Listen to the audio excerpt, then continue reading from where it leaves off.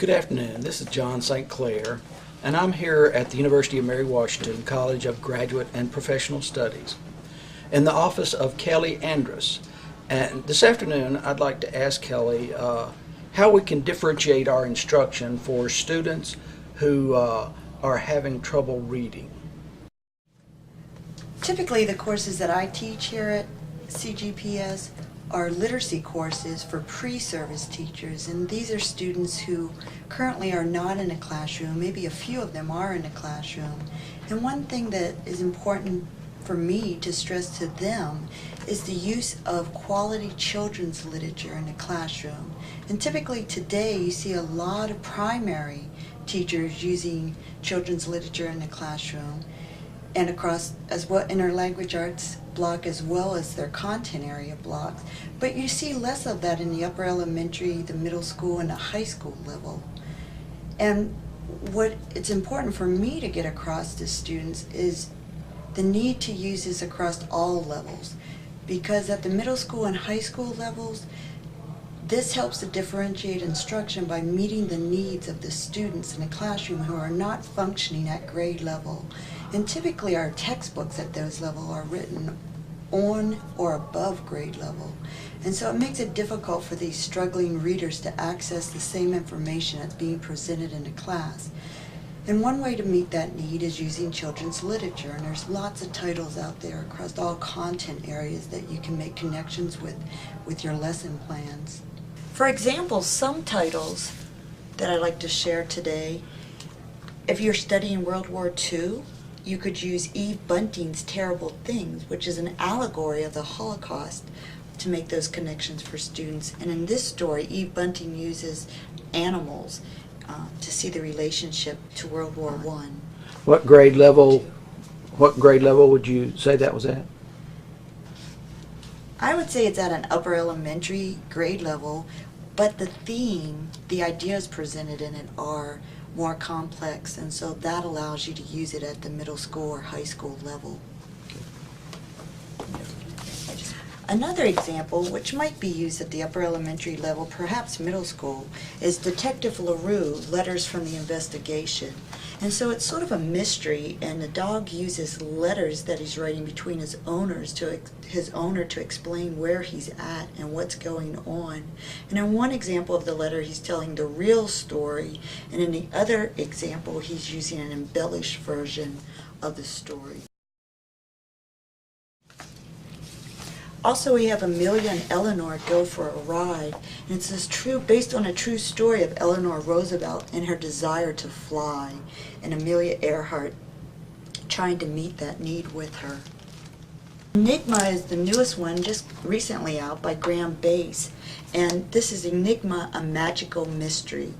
And you can see that the writing is more complex, but the pictures are very detailed and have lots of intricacies in them.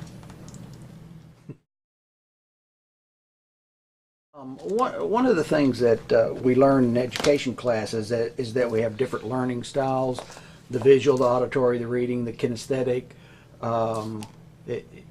Is the use of picture books a way to reach out to those visual learners? Yes, it is, because that's what makes a picture book, is the strong relationship between the text as well as the pictures. So you're not only getting the story by reading the text, you're getting the story by looking at the pictures or following the illustrations. This story is Rosa by Nikki Giovanni, illustrated by Brian Collier. And you can see it's got a lot of text on it, so it wouldn't be appropriate for primary age students, but it would be appropriate for upper elementary students as well as middle school students, and the complex pictures that are included with this story. That story is from Nikki Giovanni, an author that I recognize. I was just talking to Kavadas Newell about culturally responsive teaching, and she indicated that we should do our best to use artifacts and language and labels and materials such as this that would reach out to various cultures. Is this something is this an area where we can reach out and be culturally sensitive by choosing appropriate visuals in our picture books? Yes, it is. And that's a great comment from you. And Kavadas and I have spoken of this often.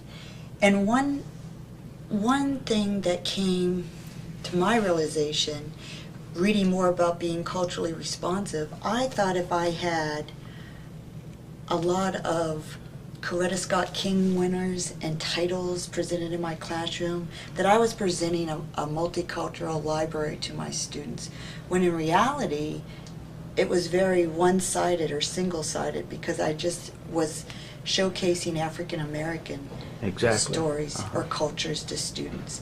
And we need to be aware of presenting various cultures across the world, Africa, Australia, Asia, Russia, South America.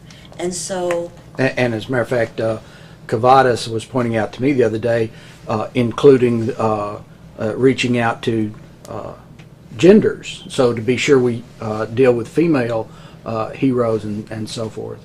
Exactly, exactly. And what better way to do this than in our classroom libraries and presenting it to students and reading aloud to students and sharing these with students so that they can experience and making connections with those characters that are presented in the text and the picture books. And this is another example, as you said, that you know Nikki Giovanni, and she's currently at Virginia Tech. Another example from Nikki Giovanni is Lincoln and Douglas, An American Friendship. Also illustrated by Brian Collier.